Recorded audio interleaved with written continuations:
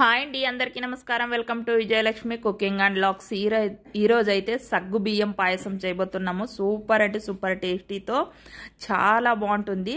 పిల్లలకు పెద్దలకు మంచి హెల్దీ పాయసం అనమాట. చాలా బాగుంటుంది. ఇక రాబోయే సమ్మర్కి కూడా చాలా యూజ్ అవుతుంది అనమాట. సమ్మర్లో పిల్లలకు మంచి చలవ చేస్తుంది అనమాట. చాలా మంచి పాయసం ఇది. ఇక ముందుగా సబ్బియ్యం అనేది ఒక అర్ధగంట పాటు నానబెట్టుకోవాలి. నేనైతే ఒక అరకప్ప తీసుకున్నాను అనమాట. ఇక 2 లీటర్ల పాలు తీసుకున్నాను. ఇక పాలు అయితే ఇలా ఉడికేటప్పుడు మనము ముందుగా నానబెట్టుకున్న సగ్గు బియ్యంని వేసేసుకోవాలి. ఒకసారి బాగా కలిపేసుకోండి పాలని. ఇక కొత్తగా చూస్తున్న వాళ్ళు సబ్స్క్రైబ్ చేసుకొని లైక్ చేయండి ఫ్రెండ్స్. ఇక చూడండి, సగ్గు బియ్యంని నీళ్ళన్నీ వంపేసి సగ్గు బియ్యాన్ని వేసేసుకొని ఒకసారి బాగా కలిపేసుకోండి. చాలా అంటే చాలా టేస్టీగా సూపర్గా ఉంటుందన్నమాట ఈ పాయసము. ఇక చూడండి, దగ్గర పడినాయి కదా, కాస్త ఉడికాయి కదా సగ్గు బియ్యము. నానబెట్టుకున్నాం కదా, తొందరగానే ఉడికేస్తాయి అన్నమాట.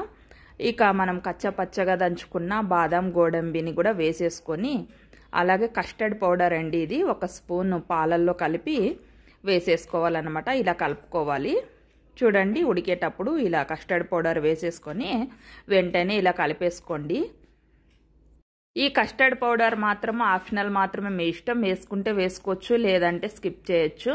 ఇక వేసుకుంటే టేస్ట్ చాలా బాగుంటుందన్నమాట, అంతే. ఇక చూడండి, ఒకసారి బాగా కలిపేసుకోండి. ఇక ఇప్పుడు మనము 1/4 కప్పు చక్కెర వేసుకోండి. చక్కెర తక్కువ తినే వాళ్ళు అయితే 1/2 కప్ వేసుకోండి.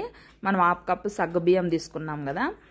ఇక 1/4 కప్పు చక్కెర అయితే వేసుకున్నాను. మా ఇంట్లో కాస్త స్వీట్ ఎక్కువగానే తింటారనమాట, అందుకనే నేను ఎక్కువగా వేసుకున్నాను. మీరు 1/2 కప్ వేసుకుంటే సరిపోతుంది. ఇలాచి పౌడర్ కూడా వేసేసుకొని ఇక మనం గ్యాస్ ఆఫ్ చేసేసుకోవాలి. పాయసం అయితే రెడీ అయిపోయింది. వేడి వేడి పాయసము సూపర్ అంటే సూపర్ టేస్టీ ఉందండి. చాలా బాగుంది. టేస్ట్ అయితే అమోఘం అనమాట. లైక్ చేయండి, షేర్ చేయండి, సబ్స్క్రైబ్ చేసుకోండి. Bye friends.